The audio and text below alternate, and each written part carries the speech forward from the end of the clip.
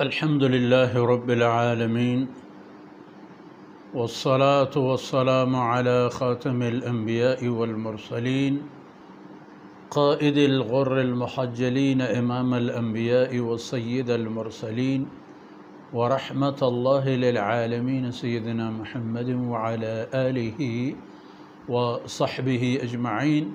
وخلفاء الراشدين المهديين والصحابة أجمعين. اعوذ باللہ من الشیطان الرجیم وجعلنا نومکم سباتا وجعلنا اللیل لباسا سبحانك لا علم لنا إلا ما علمتنا إنك أنت العليم الحكيم رب اشرح لي صدري ويسر لي أمري واحلل عقدة من لساني يفقه قولي واجعل لي وزيرا من أهلي رب زدني علما وارزقنی فہما ثم اما بعد. گرامی قدر حاضرین اور ناظرین، عزیز بھائیوں، بہنوں اور پیارے بچوں، سورہ نبا کی آیتیں چل رہی ہیں اور منکرین قیامت کو ایک ایک چیز کھول کھول کے دکھائی دیا جاتا ہے تاکہ وہ جلد سے جلد ہوش و حواس میں آ جائیں اور مقصد زندگی کے پیچھے لگے رہیں. ویسے خوشنما اور سنہرے اہداف جو جعلی یا مفروضے یا عارضی ہوں وہ بھی بہت ہیں، لیکن اصل حقیقت آخرت ہے، کیونکہ دنیاوی زندگی عارضی ہے، لمحات عارضی ہیں، فرصت، موقع، سب کچھ عارضی، وسائل بھی عارضی. اور مسئلہ یہ ہے کہ انسان رہے یا نہ رہے، یہ وسائل اور یہ اسباب و اوزار یہ بھی مفقود ہو جاتے ہیں، ان کو بھی ختم ہونا ہے، اور بذات خود انسان کو بھی یہاں سے جانا ہے. تو اصل ہدف جب آخرت ہے تو وہاں کی تعمیری سوچ انسان کے لیے زیادہ ضروری ہے بنسبت اس کے کہ وہ اپنے سارے ہم و غم اس دنیاوی 4 دن والی زندگی کو بنا دے. یہاں کی جائز مقاصد، جائز ضروریات زندگی، رزق حلال کی کافی حد تک جائز محنت، یہ بھی ضروری ہیں اور یہ ضرورت ہیں آخرت کے لیے بھی، تاکہ حلال روزی سے جس جسم کا نشو و نما ہوتا ہے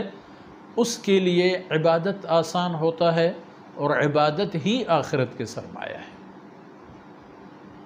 ویسے بھی یہ بات سمجھنی چاہیے ہم سب کو کہ عبادت ہے بندگی، اور بندگی کا معنی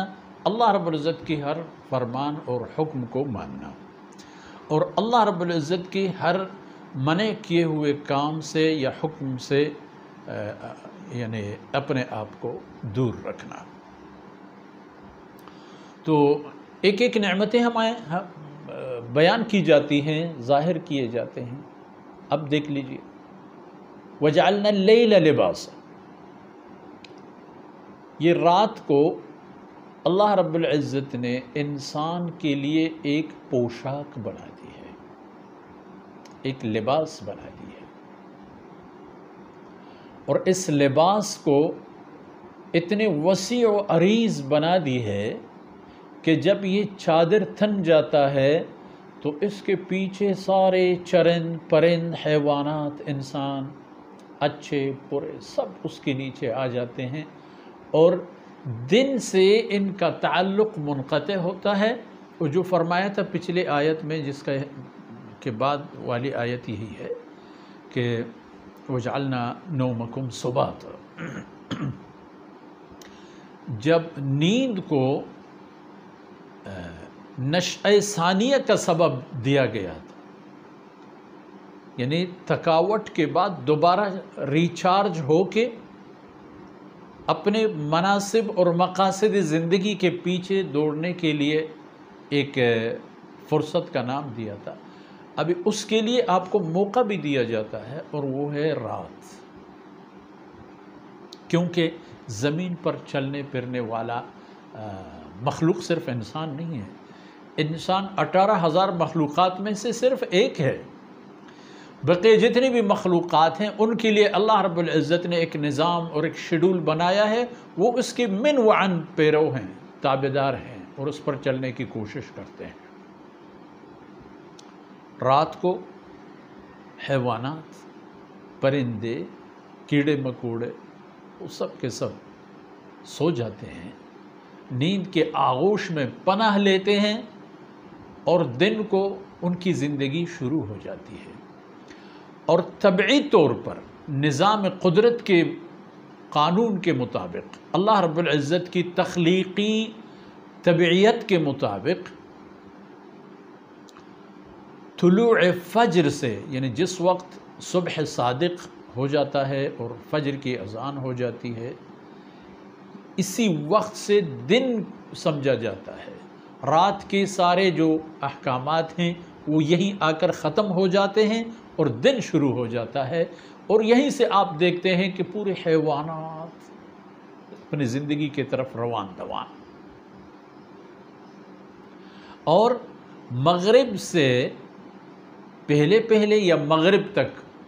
تمام حیوانات اپنے اپنے جہاں تک ہو سکے اپنے منزل پر، اپنے مسکن پر، اپنے گھونسلوں میں، جہاں کہیں جن کی کوئی جگہ ہو، جا کر کے اپنے آپ کو پہنچا دے دیتے۔ اب ایک انسان کو لے لیجئے، اس کے لیے بھی اللہ رب العزت نے قانون بنا دی کہ یہ نیند آپ کی بھی ضرورت، اور رات آپ کے لیے بھی پردہ، چادر اور ایک پوشاک، کہ جس میں آپ دکھائی نہیں دیتے ہیں، آپ بھی کسی اور کو نہیں دیکھتے ہیں، گویا کہ ہر ایک پردے میں ہے۔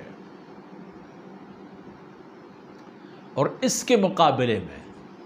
وَجَعَلْنَا النَّهَارَ مَعَاشًا وَجَعَلْنَا اللَّيْلَ لِبَاسًا وَجَعَلْنَا النَّهَارَ مَعَاشًا، اور دن کو آپ کے لیے، مخلوقات کے لیے امرار معاش اور ضروریاتی زندگی کے پیچھے دوڑ دھوپ کرنے کا موقع بنا دیا، کہ اس میں آپ کو جو کرنا ہوتا ہے وہ دن میں ہی کرتے ہیں۔ اور انسان جس حد تک اللہ رب العزت کی تخلیقی نظام کائنات پر چلنے کی کوشش کرتا ہے، اس حد تک اس کی زندگی بابرکت ہوتی ہے، اور جس حد تک یہ قوانین توڑ دیتا ہے، اپنے قوانین لے آتا ہے، تو اس کی سرگردانی اور پریشانیاں بڑھ جاتی ہیں۔ بظاہر تو وہ چہل پہل میں مصروف ہوتا ہے، نئی چیزیں ایجاد ہو جاتی ہیں، نئے نئے میدان کھل جاتے ہیں، لیکن مقاصد حاصل نہیں ہوتے۔ اس زندگی کے اوپر اہم ترین دنیا سے متعلق جو مقصد ہے وہ ہے سکون، بألفاظ دیگر وہ ہے عافیت۔ وہ نہیں ملتی، سکون اور عافیت اس لیے نہیں ملتے کیونکہ انسان نے طبعی قوانین توڑ دیے ہوتے ہیں۔ طبعی قوانین سے بغاوت کی صورت میں انسان کے لیے حسرت اور افسوس اور بے انتہا مشقت والے کام پڑ جاتے ہیں۔ اچھا، کچھ مشقت والے کام میرے اور آپ کی باڑی کر لیتے ہیں، ہاتھ سے کرتے ہیں، جسم سے کرتے ہیں، دوڑ دھوپ کرتے ہیں، چلتے پھرتے ہیں، اور کچھ تھکا دینے والے کام ایسے ہوتے ہیں جو ہمارے دماغ کو تھکا دیتے ہیں۔ عَلَىٰ كُلِّ حَالٍ وَجَعَلْنَا اللَّيْلَ لِبَاسًا وَجَعَلْنَا النَّهَارَ مَعَاشًا، آپ کے لیے رات کو ہم نے ایک پردہ اور حجاب بنا دیا ہے تاکہ آپ اپنی نیند پورے کر سکیں، آرام پورے کر سکیں، اور اگلے ایام کے لیے جو پھر وَجَعَلْنَا النَّهَارَ مَعَاشًا کی باری آ جائے، آپ چست و چابک اور چالاک ہو کر میدان میں آ سکیں، اور جو ڈیوٹی اور ذمہ داریاں چاہے اللہ کی بندگی سے متعلق ہوں یا آپ کی ضروریات زندگی سے متعلق ہوں، ان کو صحیح معنوں میں حاصل کر جاؤ۔ آج کی محفل یہیں پر اختتام پذیر ہوتا ہے، اور انشاءاللہ اگلے نشستوں میں بقیہ آیتوں سے متعلق اللہ کی توفیق سے عرض کرنے کی سعادت حاصل کریں گے۔ وصلی اللہ علی نبینا محمد وعلی آلہ وصحبہ اجمعین۔ لا الہ